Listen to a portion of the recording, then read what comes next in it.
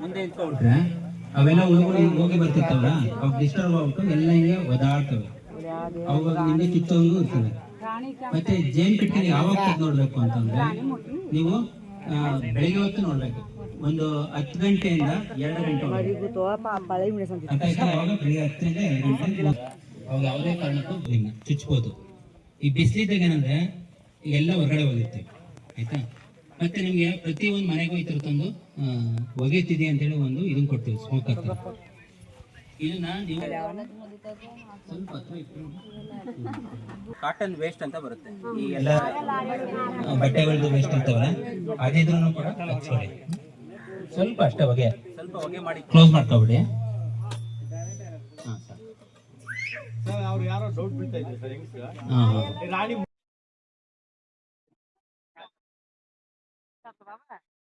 ನೋಡಿ ಹೊಗೆನ ಅಲ್ಲಿ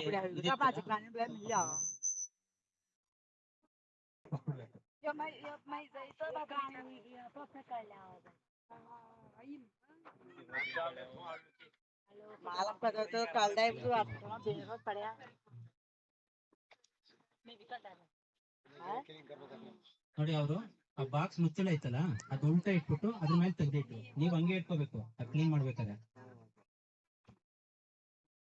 ಆಮೇಲೆ ಇದು ತಳಮನೆ ಇರ್ತಾರ, ಒಂದ್ ಚಾಕು ತಗೊಳ್ಳಿ, ಒಂದ್ ಚಾಕು ತಗೊಂಡು ನೀಟಾಗಿ ಶುದ್ಧ ಮಾಡ್ಬೇಕು.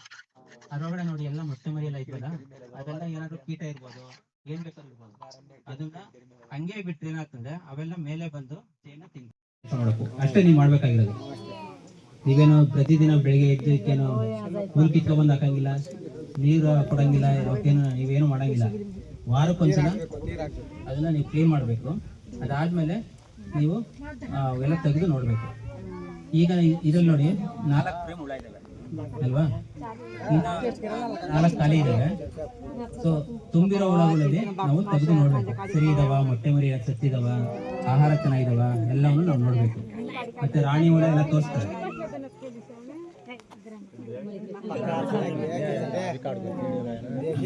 ನೋಡಿ ಎಲ್ಲರೂ ಮಾಡ್ಬೇಕೀಗ.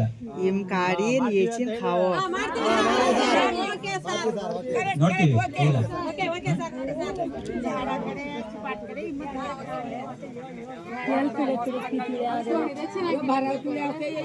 ಪ್ರತಿಯೊಬ್ಬರು ಕೂಡ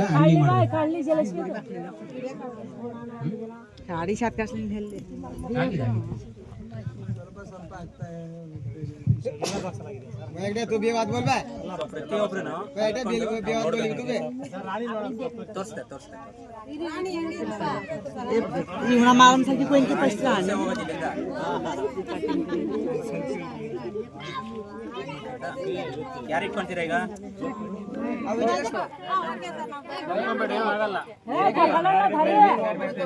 ಎಲ್ಲರಿಗೂ ಶಿಕ್ಷೆ ಆಗುತ್ತೆ, ಕೆಳಗೆ ಬಿಟ್ರೆ ಎಲ್ಲರಿಗೂ ಚುಚ್ಚುತ್ತೆ.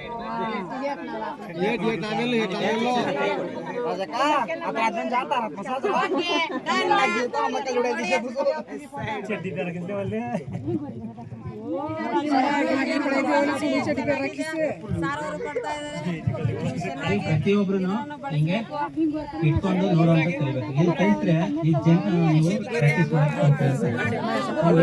ಕಲ್ಸೋದಿಲ್ಲ. ಕೊಡಿ ಬೇರೆ ನಿಮ್ಗೆ ಕಾಣಿಸ್ತದೆ ದೂರ ದೂರ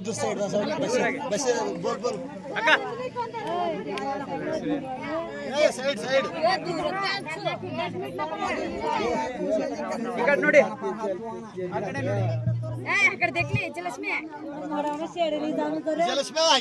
ಇಲ್ಲಿ ರಾಜಕೀಯ ರಾಣಿ की कहते हम कहते हैं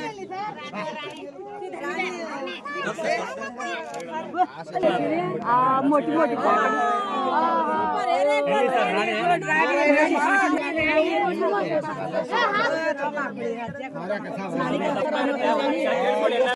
ಇರಬೇಕು. ಅದಾದ್ಮೇಲೆ ನೀವು ಇನ್ನೇನ್ ಮಾಡ್ಬೇಕು, ಯಾವ್ದು ಹೊಗೆ ಬರ್ಲಿ ಜಾಗ ನೋಡಿ ಇಟ್ಕೋಬೇಕು.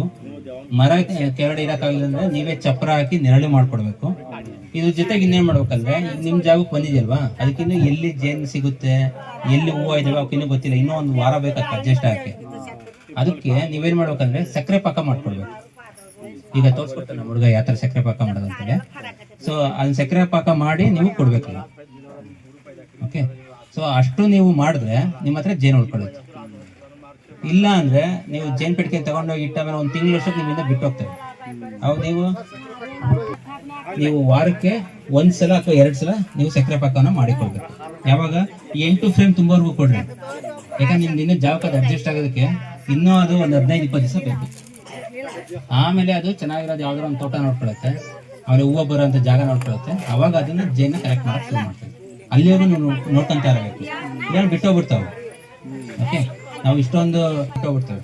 ಅದಕ್ಕೋಸ್ಕರ ನಾವೇನ್ ಮಾಡ್ಬೇಕಂದ್ರೆ ಈಗ ಸಕ್ಕರೆ ಪಾಕವನ್ನು ನೀವು ಮಾಡಿ ಕೊಡ್ಬೇಕಂತ, ಸರಿನಾ? ಸೊ ಇಷ್ಟು ನೀವು ಯಾರಿಗೂ ಕೂಡ ಜೇನ್ ಅಂದ ತಕ್ಷಣ ಭಯ ಪಡಬೇಡಿ. ಜೇನೇನು ನಿಮ್ಗೆ ಬಂದು ದಾಳಿ ಮಾಡಲ್ಲ. ಸೊ ಈ ನಾವು ಕೊಡ್ತಿರೋದು ಸಾಕೋ ಜೇನು. ನಿಮ್ಗೆ ಜೇನೆಲ್ಲ ಇದೆಯಲ್ಲ ಅದೆಲ್ಲ ದಾಳಿ ಮಾಡುತ್ತೆ. ನಿಮ್ಗೆ ಒಂದು 10-15 ಹುಳ ಚುಚ್ಚಿದ್ರೆ ಸುಮಾರು ಜನ ಅದಕ್ಕೆ ಆಸ್ಪತ್ರೆಗೆ ಸೇರ್ತಾರೆ, ಹಿಂಗೆಲ್ಲ ಆಗ್ತದೆ. ಆದ್ರೆ ನಾವು ಕೊಡ್ತಿರೋದು ನಿಮ್ಗೆ ಸಾಕೋ ಜೇನು, ತುಡುವೆ ಜೇನು ಅಂತ ಕರಿತೀವಿ. ಸಾಕೋ ಜೇನು ಇದು. ಈ ಜೇನೇನು ನಿಮ್ಗೆ ಅಟ್ಯಾಕ್ ಮಾಡೋದಿಲ್ಲ, ದಾಳಿ ಮಾಡೋದಿಲ್ಲ. ಸೊ ನೀವೇನ್ ಮಾಡ್ಬೇಕಂದ್ರೆ ಈ ಜೇನ್ನ ನೀವು ಸರಿಯಾಗಿ ಪೋಷಣೆ ಮಾಡಿದ್ರೆ, ವಾರಕ್ಕೊಂದ್ಸಲ ನೋಡಿದ್ರೆ, ವಾರಕ್ಕೊಂದ್ಸಲ ನೀವು ನೋಡ್ಲೇಬೇಕು. ಈ ಪೆಟ್ಟಿಗೆ ತೆಗೆದು ಇಲ್ಲಿ ಕ್ಲೀನ್ ಮಾಡಬೇಕು. ಮತ್ತೆ ಮೊಟ್ಟೆ ಮರಿ ಏನಾದ್ರು ಸಾಯ್ತಿತ್ತು ಅಂದ್ರೆ ನೀವು ಅದಕ್ಕೆ ಔಷಧಿ ಕೊಡ್ಬೇಕು. ಈ ಕಡೆ ಏನೋ ನೋಡ್ ಅಂತ ಕರಿತೀವಿ, ಅದು ಕಾಯಿಲೆ ಬರುತ್ತೆ ಜೇನುಳಕ್ಕೆ. ಈ ಕಡೆ ಬರಲ್ಲ. ನಮ್ಮ ಈ ಪಶ್ಚಿಮ ಘಟ್ಟಗಳಲ್ಲಿ ಸುತ್ತಮುತ್ತ ಜೇನು ಸಾಕಾಣಿಕೆ ಮಾಡ್ತಾರಲ್ಲ ಆ ರೈತರಲ್ಲಿ ಜಾಸ್ತಿ ಬರುತ್ತೆ, ನಮ್ಮಲ್ಲಿ ಅದಿಲ್ಲ. ಆದ್ರೆ ನಮ್ಮ ಭಾಗದಲ್ಲಿ 1-2 ಕೀಟಗಳಿದಾವೆ, ಮೇಣು ಚಿಟ್ಟೆ ಅಂತ ಕರಿತೀವಿ. ಈ ಮೇಣು ಚಿಟ್ಟೆ ಬಂದು ಏನ್ ಮಾಡುತ್ತಂದ್ರೆ ಈ ಒಳಗಡೆ ಜಾಗ ಇರ್ತಲ್ಲ, ಸಾಯಂಕಾಲದ ಹೊತ್ತು ಈ ಗೂಡು ಒಳಗಡೆ ಹೋಗ್ಬಿಟ್ಟು ಮೊಟ್ಟೆ ಇಟ್ಟು ಹೊರಟೋಗುತ್ತೆ. ಆ ಮರಿ ಬರುತ್ತಲ್ಲ, ಆ ಮರಿ ಹೆಂಗಿರ್ತಾವಂದ್ರೆ ನಮ್ಮ ಅವರೆಕಾಯಲ್ಲಿ ಹುಳಗಳು ಇರ್ತಾವಲ್ಲ ಆತರ ಮರಿ ಬರ್ತವೆ.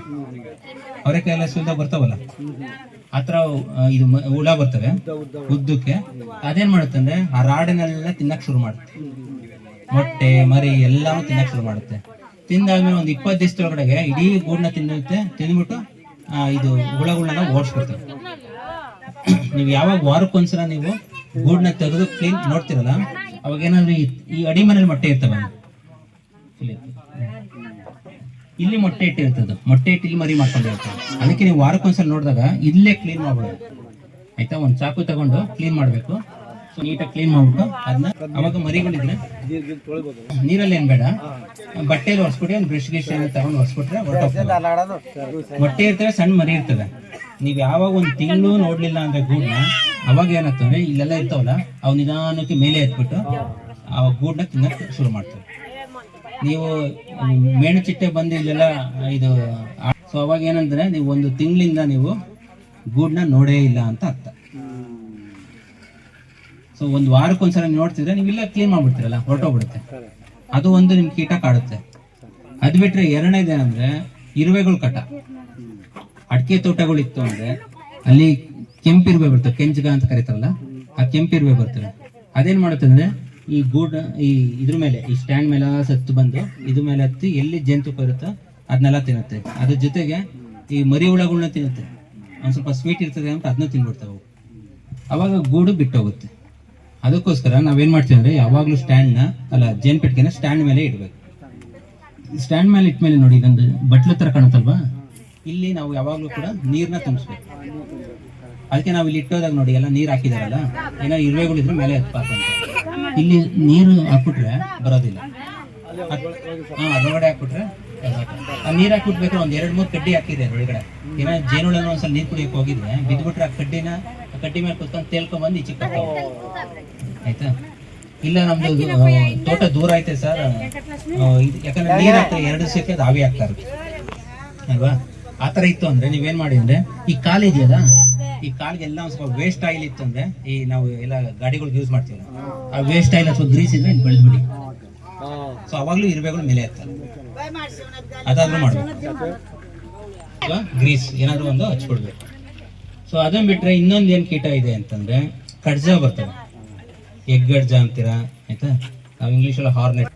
ಸೊ ಆ ಕಡ್ಜ ಏನ್ ಮಾಡುತ್ತೆ ಅಂದ್ರೆ ಜೇನುಳನ್ನ ಬಂದು ಇಟ್ಕೊಂಡು ತಿನ್ಕೊಂಡು ಹೋಗ್ಬಿಡ್ತೇವೆ. ಎಲ್ಲಿ ಕಾಡಿನ ಸುತ್ತಮುತ್ತ ನಿಮ್ಮ ತೋಟಗಳು ಇರ್ತವೆ, ಈಗ ಯಾವ್ದೋ ಒಂದು ದೊಡ್ಡ ಕಾಡು ಇರ್ತದೆ, ಆ ಸುತ್ತಮುತ್ತ ಇದ್ರೆ ಅಲ್ಲಿ ಇಲ್ಲಿ ಕಡ್ಜದ ಕಾಟ ಇರ್ತವೆ. ನಮ್ಮ ಪಶ್ಚಿಮ ಘಟ್ಟಗಳಲ್ಲಿ ಜಾಸ್ತಿ ಇದ್ದಾವೆ. ಸೊ ಇಲ್ಲೇನ ಕಡ್ಜದ ಕಾಟ ಇಲ್ಲ, ಆಯ್ತಾ? ಕೇಳಿಸ್ಕೊಳಕ್ ಹೋಗ್ರಿ. ಅದ್ರ ಜೊತೆ ಇನ್ನೊಂದು ಇದರಿಂದ ಕೆಲವು ಕಡೆ ಬರ್ತಾ ಇದಾವೆ. ಸದ್ಯಕ್ಕೆ ಇಲ್ಲೂ ಬಂದಿಲ್ಲ. ಅದ್ ಬಂದ್ರೆ ಏನಂದ್ರೆ ನಮ್ಗೆ ಜಸ್ಟ್ ಇನ್ಫಾರ್ಮೇಶನ್ ಕೊಡಿ. ಅದ್ ಹೆಂಗಿರ್ತಾವ ಒಂಥರ ಸಣ್ಣದು ಬೀಟಲ್ ದುಂಬಿಗಳು ತರ್ತವೆ. ಈ ತಿಗ್ನೆ ಇರ್ತಾವಲ್ಲ ಅದಕ್ಕಿಂತ ಸ್ವಲ್ಪ ದಪ್ಪ ಇರ್ತವೆ. ಆ ಹುಳುಗಳು ಇದ್ರ ಮೇಲೆ ಓಡಾಡ್ತಾ ಇರ್ತವೆ. ಆ ಥರ ಕಂಡ್ರೆ ನಾವು ಒಂದು ಟ್ರ್ಯಾಪ್ ಡೆವಲಪ್ ಮಾಡಿದ್ದೀವಿ GKVK-ಯಿಂದ. ಒಂದು ಸಣ್ಣದು ಒಂದು ಕ್ಯಾಸೆಟ್ ತರ ಇರುತ್ತೆ, ಅದನ್ನ ಕೊಡ್ತೀವಿ. ನೀವು ಇದು ಕೆಳಗಡೆ ಇಟ್ಬಿಟ್ಟಾಗ ಅದ್ರ ಏನಾಯ್ತು ಮರಿಗಳೆಲ್ಲ ಇತ್ತಂದ್ರೆ ಹೊರಗಡೆ ಬಂದು ಬೀಳ್ತವೆ. ಅದಿತ್ತು ಅಂದ್ರೆ ನಮ್ಗೆ ಇಮಿಡಿಯೇಟ್ ಇನ್ಫಾರ್ಮ್ ಮಾಡಿ ನಮ್ಮ ಹುಡುಗರು ಬಂದು ನಿಮ್ಗೆ ಕೊಡ್ತಾರೆ, ಆಯ್ತಾ. ಸೊ ಅದನ್ನ ನೀವು ಆ ಥರ ಕಂಟ್ರೋಲ್ ಮಾಡಬೇಕು. ಅದು ಬಿಟ್ಟು ಪಕ್ಷಿಗಳು ಕಾಟ ಇರ್ತವೆ ಕೆಲವು ಕಡೆ, ಅದೇನು ಈ ಕಡೆ ಪ್ರಾಬ್ಲಮ್ ಇಲ್ಲ, ಆಯ್ತಾ. ನೀವು ಮೇನ್ ಅಂದ್ರೆ ಮೇಣದ ಚಿಟ್ಟೆ ಇರುವೆ ಅವೆರಡು ನೀವು ನೋಡ್ಕೋಬೇಕು. ಅದು ಬಿಟ್ಟು ಕೆಲವು ಕಡೆ ನಾಲ್ಕು ಇಲ್ಲಿ ಬಾಕ್ಸ್ ಕೊಡ್ಬೇಕಾದ್ರೆ ಕೇಳಿದೆ ಕರಡಿ ಕಾಟ ಇದಾವ ಅಂತ ಕೇಳಿದೆ. ಏನ್ ಕರಡಿ ಕಾಟ ಇಲ್ಲ ಸರ್, ಇದು ಕರಡಿ ಕಾಟನು ಕೆಲವು ಕಡೆ ಇರ್ತವೆ. ನಾವೀಗ ಒಂದು ಪಾವಗಡ ಹತ್ರ ಒಂದು ಇದೇ ತರ ಪ್ರಾಜೆಕ್ಟ್ ಮಾಡಿದ್ವಿ ಒಂದು 5 ವರ್ಷದಿಂದ. ಅಲ್ಲಿ ಕರಡಿ ಕಾಟ ಇತ್ತು. ಅದಕ್ಕೆ ಏನ್ ಮಾಡ್ತೀವಿ ಅಂದ್ರೆ ದೊಡ್ಡ ದೊಡ್ಡ ಬೋನ್ಗಳು ಮಾಡ್ತೀವಿ, ಬೋನ್ ಒಳಗಡೆಗೆ ಇಡ್ಬೇಕಿದೆ. ಅವಾಗ ಅದು ಕರಡಿ ಒಳಗೆ ಬರಕ್ಕಾಗಲ್ವಲ್ಲ, ಅದಕ್ಕೋಸ್ಕರ ಬೋನ್ ಮಾಡ್ಬಿಟ್ಟು ಕಬ್ಬಿಣದ್ದು ಬೋನ್ ಮಾಡಿ ಬೋನ್ ಒಳಗಡೆಗೆ ಎರಡು ಪೆಟ್ಟಿಗೆ ಇಡ್ತೀವಿ. ಅವಾಗ ಬೋನ್ ಒಳಗಡೆ ಕರಡಿ ಬರಕ್ಕಾಗಲ್ವಲ್ಲ, ಅವಾಗ ಜೇನ ನಾವು ಉಳಿಸ್ಕೋಬಹುದು. ಸೊ ನೀವು ಹಂಗೆ ಇಟ್ಟಿದ್ರೆ ಏನಾಯ್ತಂದ್ರೆ ಕರಡಿ ಬಂದು ಆರಾಮಾಗಿ ನಮ್ಮ ತರ ಅದನ್ನು ಗೂಡನ್ನೆಲ್ಲ ಉಳಿಸಿ ಆ ರಾಡೆಲ್ಲ ಕಿತ್ಕೊಂಡು ತಿನ್ಕೊಂಡು ಹೋಗ್ತಾ ಇರ್ತವೆ. ಕರಡಿ ಕಾಟ ಕೆಲವು ಕಡೆ ಇದಾವೆ, ಇಲ್ಲಿ ಕಾಡುಗಳೆಲ್ಲ ಇರ್ತಾವಲ್ಲ, ಅಲ್ಲಿ ಈ ಪಾವಗಡದ ಕಡೆ ಅಲ್ಲಿ ಬೆಟ್ಟ ಗುಡ್ಡಗಳು ಜಾಸ್ತಿ ಇದೆ, ನಾವು ಕೊಟ್ಟಿತ್ತಲ್ಲಿ ಅಲ್ಲಿ ಜಾಸ್ತಿ ಇದೆ. ಸೊ ಕರಡಿ ಕಾಟ ಇದ್ರೆ ಅದನ್ನು ಕೂಡ ಅವಾಯ್ಡ್ ಮಾಡ್ಬೇಕು. ಇಲ್ಲೇನಿಲ್ಲ, ನಾನು ಕೇಳ್ಕೊಂಡೆ, ಅದಕ್ಕೆ ನಾನು ಹೇಳಿತ್ತು ಮೇಣದ ಚಿಟ್ಟೆ ಕಾಟ ಇದೆ, ಇರುವೆ ಕಾಟ ಇದೆ, ಅದು ಬಿಟ್ಟರೆ ಬೇರೆ ಏನಿಲ್ಲ. ಅದೇನ್ ಮಾಡೋದಿಲ್ಲ, ನಾಯಿಯೂ ಏನು ಮಾಡೋದಿಲ್ಲ, ಆಯ್ತಾ. ನೀವು ಸ್ಟ್ಯಾಂಡ್ ನ ನೀವು ಮಣ್ಣಲ್ಲಿ ಊತಿಡ್ಬೇಕು. ಊತಿಟ್ಬಿಟ್ರೆ ಬೀಳಿಂದ ನೋಡ್ಬೇಕು, ಮಳೆ ಇಳೆ ಬಂದಾಗ ಗಾಳಿ ಬೀಸಿದಾಗ ಬೀಳಬಾರ್ದು. ಅದಕ್ಕೋಸ್ಕರ ನೀವೇನ್ ಮಾಡ್ತಾರೆ, ಈ ಸ್ಟ್ಯಾಂಡ್ ನ ಒಂದ್ 2 ಇಂಚ್ ಕೆಳಕ್ಕೆ ಹೋಗಂಗೆ ಮಣ್ಣಲ್ಲಿ ಊದ್ಬಿಟ್ಟು ನೀವು ಇರ್ಬೇಕು. ಓಕೆ, ಸಣ್ಣ ಸಣ್ಣ ಗಿಡಗಳೈತೆ, ನೆರಳು ಇರುತ್ತೆ ಅದಕ್ಕೆ ಇರುತ್ತೆ. ಬಟ್ ನೀವು ಅಗಲೆಲ್ಲ ತೆಗ್ದು ನೋಡ್ಬೇಕಲ್ಲ, ವಾರಕ್ಕೊಂದ್ಸಲ ನೋಡಕ್ ಆಗುತ್ತಾ? ಇಲ್ಲಿ ಈ ತರ ಇಟ್ಕೊಂಡ್ರೆ ಅಂದ್ರೆ ನೀವು ಯಾವಾಗ್ಲಾರು ಬಂದು ತೆಗ್ದು ನೋಡ್ಬೋದು. ನೀವು ಮರದ ಮೇಲೆಲ್ಲ ಇಟ್ಬಿಟ್ಟ ಅಂದ್ರೆ ಹತ್ತಿ ತೆಗಿಬೇಕಾದ್ರೆ ಬೀಳ್ಸೋದು ಅವೆಲ್ಲ ಆಗ್ತದೆ. ನೀವು ವಾರಕ್ಕೊಂದ್ಸಲ ನೋಡ್ಕೊಳಕ್ಕೆ ಹೆಂಗಿದೆಯಾ ನೋಡ್ಕೊಳ್ಳಿ. ಕೆಳಗಡೆ ಇಟ್ಕೊಂಡ್ರೆ ಬೆಸ್ಟ್, ಮರದ ಕೆಳಗಡೆ ಇಟ್ಕೊಂಡ್ರೆ, ಆಯ್ತಾ. ಮತ್ತೆ ಇನ್ನೊಂದು ಕಳ್ತನದ ಕಟ್ಟ ಇರುತ್ತೆ, ಅದು ನಾವೇನ್ ಮಾಡಕ್ಕಲ್ಲ, ಅದು ನೀವೇ ನೋಡ್ಕೋಬೇಕು. ಈಗ ನಿಮ್ಮ ಮನೆಗೆ ಕೋಳಿ ಸಾಕಿರ್ತೀರಾ, ಮತ್ತೆ ಕುರಿ ಸಾಕಿರ್ತೀರಾ, ಮೇಕೆ ಸಾಕಿರ್ತಾರಲ್ಲ, ಅದನ್ನ ಕಳ್ತನ ಮಾಡ್ಲಿಲ್ಲ ಹೆಂಗೆ ನೀವು ರಕ್ಷಣೆ ಮಾಡ್ಕೊಂತೀರಾ, ಹಂಗೆ ಜೇನು ರಕ್ಷಣೆ ಮಾಡ್ಕೋಬೇಕು. ಆಮೇಲೆ ಪೊಲೀಸರು ಕಳ್ಸಿ ಸರ್ ಒಂದಿಬ್ರು ನಾನು ನೋಡ್ಕೊಂಡು ಅಂತ ಹೇಳ್ಬಾರ್ದು. ನೀವು ಕಳ್ತನದ ಪ್ರಾಬ್ಲಮ್ ಏನಾಯ್ತು ಅಂದ್ರೆ ಅದು ನೀವೇನೆ ನೋಡ್ಕೋಬೇಕಂದ್ರೆ ನೀವು ಮನೆ ಹತ್ರ ಇಟ್ಕೊಳ್ಳಿ, ತೋಟದ ಹತ್ರ ಇಟ್ಕೊಳ್ಳಿ, ಆ ತರ ಮ್ಯಾನೇಜ್ ಮಾಡ್ಬೋದು. ಇನ್ನು ಕಾಯಿಲೆ ಇದೆಯಲ್ಲ, ಒಂದೇ ಒಂದು ಬರುತ್ತೆ ಕಾಯಿಲೆ, ಅದಕ್ಕೆ ವೈರಸ್ ಡಿಸೀಸ್. ಅದು ನಮ್ಗೆ ಕರೋನಾ ಎಲ್ಲ ಬರುತ್ತಲ್ಲ, ಕೋವಿಡ್ ಅಂತ ಕರಿತೀವಲ್ಲ, ಅದು ವೈರಸ್ ಅಂದ್ರೆ ಜೇನುಳಕ್ಕೂ ಒಂದು ವೈರಸ್ ಬರುತ್ತೆ. ಅದಕ್ಕೆ ನಾವು ಸ್ಯಾಕ್ ಬ್ರೂಡ್ ಅಥವಾ ತೈ ಸ್ಯಾಕ್ ಬ್ರೂಡ್ ಡಿಸೀಸ್ ಅಂತ ಕರಿತೀವಿ. ಅದು ಆ ರೋಗ ಬರುತ್ತೆ. ಅದೇನಂದ್ರೆ ಮರಿಗಳು ಸಾಯ್ತವೆ, ಮರಿಗಳೆಲ್ಲ ತುಂಬಾ ಸತ್ತೋಗ್ತಾ ಇರ್ತವೆ, ಕೊಳ್ತು ಸತ್ತೋಗ್ತಿರ್ತವೆ. ಈ ಈಚೆಯಿಂದ ಓಡಾಡ್ತಾವಲ್ಲ, ಇಲ್ಲೆಲ್ಲ ಎಳ್ಕೊಂಡ್ ಬೀಸ್ತಾ ಇರ್ತವೆ. ಅದು ಅವಾಗ ನಿಮ್ಗೆ ಗೊತ್ತಾಗ್ತದೆ ಏನಕ್ಕೆ ಹುಳುಗಳೆಲ್ಲ ಸಾಯ್ತವೆ. ಮರಿ ಹುಳ ದಪ್ಪ ಆಡ್ತಾವಲ್ಲ, ರೆಕ್ಕೆ ಬಂದು ಆ ಹುಳ ಅಲ್ಲ, ಮರಿಗಳು ಆಯ್ತಾ, ಅವು ಸಾಯ್ತಾ ಇರ್ತವೆ. ಏನಕ್ಕೆ ಮರಿಗಳು ಸಾಯ್ತಾ ಇವೆ ಅಂತ ಅವೆಲ್ಲ ಕೊಳ್ತು ಸಾಯ್ತಾ ಇರ್ತವೆ. ನೀವು ಆ ರಾಡೆಗೆ ನೋಡಿದ್ರೆ ಆ ರಾಡೆಗೆಲ್ಲ ಕೊಳ್ತು ಹಂಗೆ ಇರ್ತವೆ. ಆ ತರ ಇತ್ತು ಅಂದ್ರೆ ಇದು ಈ ಕಡೆ ಬರೋದಿಲ್ಲ ಅದು, ಆದ್ರೂ ಹೇಳ್ತೀನಿ. ಸೊ ಆ ತರ ಇತ್ತು ಅಂದ್ರೆ ಸಕ್ಕರೆ ಪಾಕ ಮಾಡಿ ಕೊಡ್ತೀವಲ್ಲ, ಅದ್ರ ಜೊತೆಗೆ ಒಂದು ಟ್ಯಾಬ್ಲೆಟ್ ಇದೆ, ಅದು ಆಂಟಿ. ಆ ಟ್ಯಾಬ್ಲೆಟ್ ಸಿಗುತ್ತೆ ನಿಮ್ಗೆಲ್ಲ ಮೆಡಿಕಲ್ ಶಾಪಲ್ಲಿ ಸಿಗುತ್ತೆ. ಒಂದು 200 mg ಟ್ಯಾಬ್ಲೆಟ್. ಅದು ಬಂದ್ರೆ ನನಗೆ ಹೇಳಿದ್ರೆ ನಾನು ನಿಮ್ಗೆ ಇದು ಟ್ಯಾಬ್ಲೆಟ್ ಹೆಸರು ಬರ್ಕೊಡ್ತೀನಿ, ಅಸಿಕ್ಲೋವಿರ್ ಅಂತ. ಆ 200 mg ಟ್ಯಾಬ್ಲೆಟ್ ನ ಒಂದು 200-250 ml ಸಕ್ಕರೆ ಪಾಕದಲ್ಲಿ ಒಂದು ಟ್ಯಾಬ್ಲೆಟ್ ಕರಗಿಸಿ ನೀವು ವಾರಕ್ಕೆ 2 ಸಲ ಕೊಟ್ರೆ, ಒಂದು 4 ಸಲ ಕೊಟ್ಬಿಟ್ರೆ ಅದು ಡಿಸೀಸ್ ಕಡಿಮೆ ಆಗುತ್ತೆ, ಆಯ್ತಾ. ಅಥವಾ ಇನ್ನೂ ಒಂದು ಮಾಡ್ಬೋದು, ನಾವು GKVK-ಯಿಂದ ಒಂದು ಗಿಡಮೂಲಿಕೆ ಒಂದು ಪತ್ತೆ ಹಚ್ಚಿದ್ವಿ, ನೆಲನಲ್ಲಿ ಅಂತ ಒಂದು ಬರುತ್ತೆ. ನೀವು ಎಲ್ಲ ನೋಡ್ತೀವಿ, ತೋಟದಾಗೆಲ್ಲ ಇರ್ತವೆ, ಈ ಜಾಂಡಿಸ್ ಗಿಡ ಅಂತ ಕರೀತಾರೆ, ನೋಡಿರ್ತೀವಿ, ನಿಮ್ಗೆಲ್ಲ ಗೊತ್ತಿರ್ತಾರೆ. ನೀವು ಅಕ್ಕಿ ಅವರೆಲ್ಲ ಚೆನ್ನಾಗಿ ಗಿಡ ಮೂಲಿಕೆ ನೀವು ಮಾಡ್ತಿರೋದು. ಆತರ ಸೊಪ್ಪು ಸಿಕ್ತರೆ ಅದನ್ನ ಮತ್ತೆ ತುಳಸಿ ಎಲೆ, ನಿಂಬೆ ರಸ ಎಲ್ಲ ನೀವು ಕಾಯಿಸ್ಬಿಟ್ಟು ಸಕ್ಕರೆ ಪಾಕದೊಳಗೆ ಒಂದು 2-3 ml ರಸ ಮಾಡ್ಬಿಟ್ಟು ಒಂದು 250 ml ಸಕ್ಕರೆ ಪಾಕಕ್ಕೆ ಹಾಕ್ಬಿಟ್ಟು ನೀವು ವಾರಕ್ಕೆ 1-2 ಸಲ ಕೊಟ್ರೆ ಅದನ್ನು ಇದು ಕಾಯಿಲೆ ಕಡಿಮೆ ಆಗುತ್ತೆ. ನಿಮ್ಗೆ ವೈರಸ್ ಅಂದ ತಕ್ಷಣ ಯಾವಕ್ಕೂ 100% ಯಾವುದೋ ಕಂಟ್ರೋಲ್ ಟ್ರೀಟ್ಮೆಂಟ್ ಇರೋದಿಲ್ಲ. ನಾವೇನಂದ್ರೆ ಮ್ಯಾನೇಜ್ ಮಾಡ್ಬೋದು, ನಮ್ಮ ಇಮ್ಯುನಿಟಿನ ಜಾಸ್ತಿ ಮಾಡ್ಬೋದು, ಅದನ್ನ ಮ್ಯಾನೇಜ್ ಮಾಡ್ಬೋದು ಅಷ್ಟೇನೆ. ಮತ್ತೆ ವೈರಸ್ ಮನುಷ್ಯರಿಗಾಗ್ಲಿ, ಗಿಡಗಳಿಗಾಗ್ಲಿ, ಕೀಟಗಳಿಗಾಗ್ಲಿ, ಪ್ರಾಣಿಗಳಿಗಾಗ್ಲಿ ವೈರಸ್ ಬಂದ್ರೆ ಕಷ್ಟ, ಆಯ್ತಾ. ಸೊ ಅದನ್ನೇನ್ ಮಾಡಿದ್ರೆ ಮ್ಯಾನೇಜ್ ಮಾಡ್ಬೋದು, ನಮ್ಮ ಇಮ್ಯುನಿಟಿನ ಜಾಸ್ತಿ ಮಾಡ್ಬೋದು. ಅದಕ್ಕೋಸ್ಕರ ಏನ್ ಮಾಡ್ತೇವೆ ಅಂದ್ರೆ ನೆಲನಲ್ಲಿ ಅಂತ ಹೇಳಿದಾಗ, ಸೊ ಅದು ಸಸಿಗಳು ಸಿಗ್ತವೆಲ್ಲ ಒಂಥರ ಕಳೆ ತರ ಬೆಳೆದಿರ್ತಾರೆ ನಿಮ್ ತೋಟದಲ್ಲಿ. ಅದನ್ನೇ ಜಾಂಡೀಸ್ ಗಿಡ ಅಂತೇಳಿ ಎಲ್ಲ ಹೇಳ್ತಾರೆ. ಜಾಂಡೀಸ್ ಬಂದ್ರೆ ಅದೆಲ್ಲ ಕಷಾಯ ಮಾಡ್ಕೊಂಡು ಕುಡಿತಾರೆ. ಆ ಥರ ಸಿಕ್ತರೆ ಅದನ್ನ ತಗೊಂಡು ಹಾಕೋದು. ಅಥವಾ ನಿಮ್ಗೆ ಆಯುರ್ವೇದಿಕ್ ಅಂಗಡಿಗಳು ಇಲ್ಲ, ನಿಮ್ಗೆ ಚಿಂತಾಮಣಿ ಇಲ್ಲ, ಶ್ರೀಘಟ್ಟ ಆಯುರ್ವೇದಿಕ್ ಅಂಗಡಿ ಇತ್ತಲ್ಲ, ಅಲ್ಲಿ ಹೋಗಿ ಕೇಳಿ ನರನಲ್ಲಿ ಪೌಡ್ರ್ ಕೊಡ್ರಿ ಅಂದ್ರೆ ಕೊಡಿ ಅಂದ್ರೆ ಕೊಡ್ತಾರೆ ನಿಮಗೆ. ಅದೊಂದು 50 ಗ್ರಾಮ್ ತಗೊಂಡು ಇಟ್ಕೊಂಡ್ರೆ ನೀವು 1 ವರ್ಷ ನೀವು ಬೇಕಾದ್ರೆ ಜೇನು ಪೆಟ್ಟಿಗೆ ಕೊಡ್ಬೋದು, ಅದನ್ನು ಕೊಡ್ಬೋದು, ಅಥವಾ ಟ್ಯಾಬ್ಲೆಟ್ಸ್ ಕೊಡ್ಬೋದು ನೀವು. ಆಯ್ತಾ, ಇವೆರಡು ಮಾಡೋದ್ರಿಂದ ವೈರಸ್ ಡಿಸೀಸ್ನ ಕಂಟ್ರೋಲ್ ಮಾಡ್ಬೋದು. ಓಕೆ, ಇದು ಎರಡನ್ನ, ಒಂದು ಕೀಟಗಳು ಅವಳಿ ಹೆಂಗೆ ತಡೆಯೋದು, ಇನ್ನೊಂದು ಕಾಯಿಲೆ ಬಂದಾಗ ಹಿಂಗೆ ನೋಡ್ಕೊಳ್ಳೋದು. ಇವೆರಡರ ಜೊತೆ ಇನ್ನೊಂದು ಮುಖ್ಯವಾದ ಚಾಲೆಂಜ್ ಏನಂದ್ರೆ, ಈ ಔಷಧಿ ಹೊಡೆದಾಗ ನೀವು ಸುತ್ತಮುತ್ತ ಎಲ್ಲ ಔಷಧಿ ಹೊಡಿತಾರೆ, ಯಾರು ಟೊಮೆಟೊ ಬೆಳೀತಿರ್ತಾರೆ, ಎಲ್ಲ ಔಷಧಿ ಹೊಡಿತಾರಲ್ಲ, ದಾಳಿಂಬೆ ಬೆಳೀತಿರ್ತಾರೆ, ಜಾಸ್ತಿ ಔಷಧಿ ಹೊಡಿತಾರಲ್ಲ. ಸೊ ಅವಾಗ್ಲೂ ಅಷ್ಟೇ ಜೇನುಹುಳಗಳು ಪೆಟ್ಟಿಗೆನ ಅಕ್ಕಪಕ್ಕ ಇಟ್ಟಿದ್ರೆ ಜೇನು ಪೆಟ್ಟಿಗೆ ಅಥವಾ ಜೇನುಹುಳಗಳ ಸತ್ತೋಗ್ತವೆ. ಔಷಧಿ ಹೊಡೆದಾಗ ನೀವು ಜೇನು ಕುಟುಂಬನ ಸರಿಯಾಗಿ ನಿರ್ವಹಣೆ ಮಾಡಬೇಕು. ಏನ್ ಮಾಡಬೇಕು, ಮೊದಲೇದಾಗಿ ನೀವೇ ಏನಾದ್ರು ನಿಮ್ಮ ತೋಟದಲ್ಲಿ ಇಟ್ಕೊಂಡಿರ್ತೀರ, ನೀವೇ ಹೊಡಿಬೇಕು ಅಂತಂದ್ರೆ, ಈಗ ನಿಮ್ಮ ಹತ್ರ ಒಂದು 3 ಎಕರೆ ಇರುತ್ತೆ ಅಥವಾ 4 ಎಕರೆ ಇರುತ್ತೆ ಅನ್ಕೊಳ್ಳಿ. ಸೊ ನೀವು ಹೊಡಿಬೇಕಂದ್ರೆ ಸಾಧ್ಯವಾದಷ್ಟು ಸಾಯಂಕಾಲ ಹೊತ್ತು ಕೆಮಿಕಲ್ನ ಸ್ಪ್ರೇ ಮಾಡಿ. ಜೇನುಹುಳು ಕೆಲಸ ಮಾಡ್ತಾವಲ್ಲ, ಅವು ಬೆಳಿಗ್ಗೆ ಹೊತ್ತು ಜಾಸ್ತಿ ಕೆಲಸ ಮಾಡ್ತವೆ. ಹೂವು ಅರಳೋದು ಯಾವಾಗ, ಬೆಳಿಗ್ಗೆ ಹೊತ್ತಲ್ವಾ, ಮಧ್ಯಾಹ್ನ ಆಗ್ತಾ ಆಗ್ತಾ ಕಡಿಮೆ ಆಗೋಗ್ಬಿಟ್ಟು ಜೇನುಹುಳದ ಕೆಲಸ. ನೀವು ಒಂದು 4 ಗಂಟೆ ಮೇಲೆ ನೀವು ಔಷಧಿ ಹೊಡೆದ್ರೆ, ನಿಮ್ಮ ದಾಳಿಂಬೆಗೆ ಅಥವಾ ಟೊಮೊಟೊಗೆ ಔಷಧಿ ಹೊಡೆದ್ರೆ, ಅವು ಜೇನುಹುಳಕ್ಕೆ ಅಷ್ಟೊಂದು ಇದು ಕಾಂಟ್ಯಾಕ್ಟ್ ಬರೋದಿಲ್ಲ, ಅಂದ್ರೆ ಜೇನುಹುಳಕ್ಕೆ ಅಷ್ಟೊಂದು ಇದು ಹಾನಿ ಆಗೋದಿಲ್ಲ. ಓಕೆ, ಸೊ ಅದನ್ನ ಮಾಡ್ಬೋದು. ನಿಮ್ದೇ ಇತ್ತಂದ್ರೆ, ಇಲ್ಲ ಸರ್ ಲೇಬರ್ ಪ್ರಾಬ್ಲಮ್, ನಾವು ಬೆಳಗ್ಗೆನೆ ಹೊಡಿಬೇಕು ಸರ್, ಏನ್ ಮಾಡಕ್ ಸರ್ ಅಂತ ಅಂದ್ರೆ, ನೀವು ಜೇನ್ ಪೆಟ್ಟಿಗೆನ ಒಂದು ಇವತ್ತು ಹೊಡಿತೀರಿ ಅಂತ ಅನ್ಕೊಳ್ಳಿ.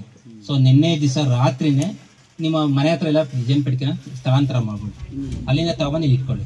ಬೆಳಿಗ್ಗೆ ನೀವೆಲ್ಲ ಕೆಮಿಕಲ್ ಹೊಡ್ಕೊಳ್ಳಿ, 1-2 ದಿವಸ ಬಿಟ್ಟ ಆಮೇಲೆ ಮತ್ತೆ ತಗೊಂಡೋಗಿ. ಮತ್ತೆ ಜೇನ್ ಪೆಟ್ಟಿಗೆನ ಇಲ್ಲಿಂದ ಅಲ್ಲಿ ತಗೊಂಡ್ಬೇಕಾದ್ರೆ ಯಾವಾಗಲೂ ಸಾಯಂಕಾಲಕ್ಕೆ ತಗೊಂಡೋಗ್ಬೇಕು. ಯಾಕಂದ್ರೆ ಈ ಗೂಡಲ್ಲಿ ಇರ್ತಲ್ಲ ಹುಳುಗಳು, ಬೆಳಿಗ್ಗೆ ನೀವು ಓಪನ್ ಮಾಡಿದ್ರೆ ಒಂದು ಅರ್ಧ ಭಾಗ ಎಲ್ಲ ಕೆಲ್ಸಕ್ಕೆ ಹೋಗಿರ್ತಾವ, ಅವು ಈಚೆ ಹೋಗಿ ಆಹಾರ ತರಕ್ ಹೋಗಿರ್ತವೆ. ನೀವು ಪೆಟ್ಟಿಗೆ ಎತ್ಕೊಂಡ್ ಬಂದ್ಬಿಟ್ರೆ ಅವು ಬಂದು ಹುಡ್ಕಾಡ್ತಿರ್ತವೆ ಜಾಗ, ಅರ್ಥ ಆಯ್ತಲ್ಲ. ಸೊ ಅದಕ್ಕೆ ನೀವು ರಾತ್ರಿ ಹೊತ್ತೇ ತಂದೋಗ್ಬೇಕು ಅವನು. ಸೊ ಕೆಮಿಕಲ್ ಹೊಡಿಬೇಕಾರಷ್ಟೇ ಇದು ನೀವು ಸಾಯಂಕಾಲ ಹೊಡಿಯೋಕ್ಕೆ ಆದಷ್ಟು ಮ್ಯಾನೇಜ್ ಮಾಡಿ.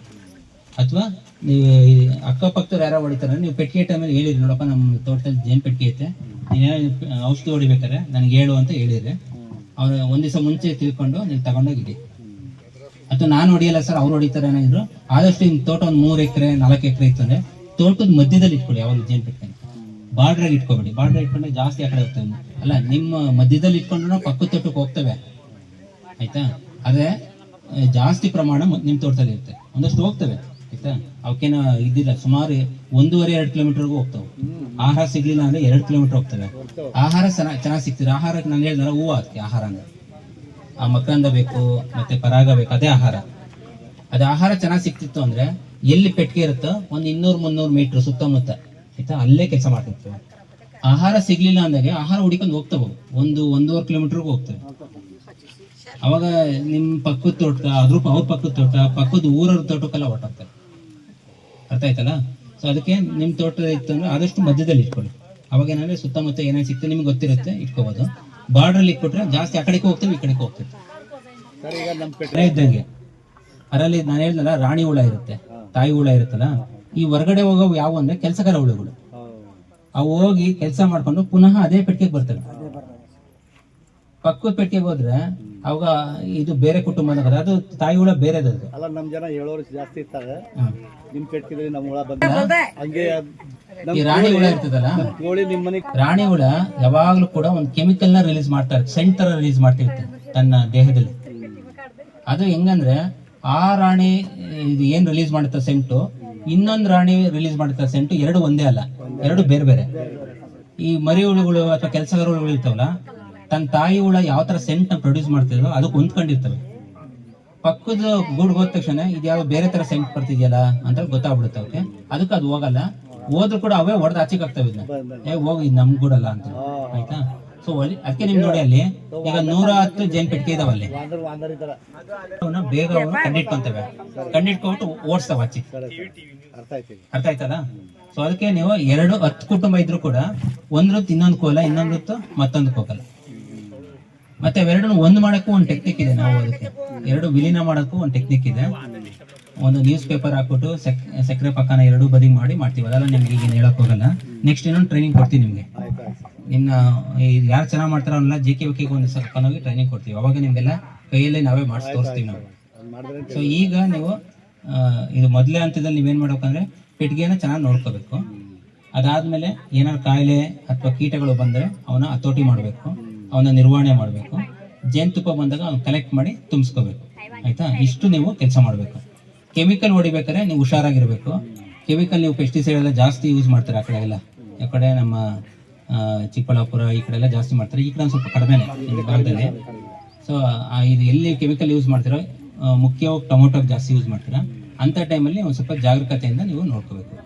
ಮತ್ತೆ ಹೂವು ಬರೋಕ್ರೆ ಯಾವುದೇ ಬೆಳೆ ಆಗಿರಲಿ, ಟೊಮೊಟೊ ಆಗಲಿ, ದಾಳಿಂಬೆ ಆಗಿರಲಿ, ಸಾಧ್ಯವಾದಷ್ಟು ನೀವು ಕೆಮಿಕಲ್ ಹೊಡೆದು ಕಡಿಮೆ ಮಾಡಬೇಕು. ಯಾಕಂದ್ರೆ ಜೇನುಳದ ಮುಖ್ಯವಾದ ಕೆಲಸ ಏನು ಗೊತ್ತಾ? ನಮ್ಗೆ ಜೇನುತುಪ್ಪ ಕೊಡೋದು ಒಂದು, ಅದು ಬಿಟ್ಟು ಇನ್ನೊಂದೇನು ಕೆಲಸ? ಬೆಳಿಗ್ಗೆ ಯಾರೋ ಹೇಳ್ತಾ ಇದ್ರಿ ಮೈಕುಷ ಆಗುತ್ತೆ ಅಂತ ಹೇಳ್ತಾ ಇದ್ರು. ಆಯ್ತಾ? ಆ ಹೂವದಲ್ಲಿ ಗಂಡು ಹೂವು ಅಂತ ಇರುತ್ತೆ, ಹೆಣ್ಣು ಹೂವು ಅಂತ ಇರ್ತವೆ. ಈ ದಾಳಿಂಬೆಯಲ್ಲಿ 2 ತರ ಹೂವು ಇರ್ತವೆ.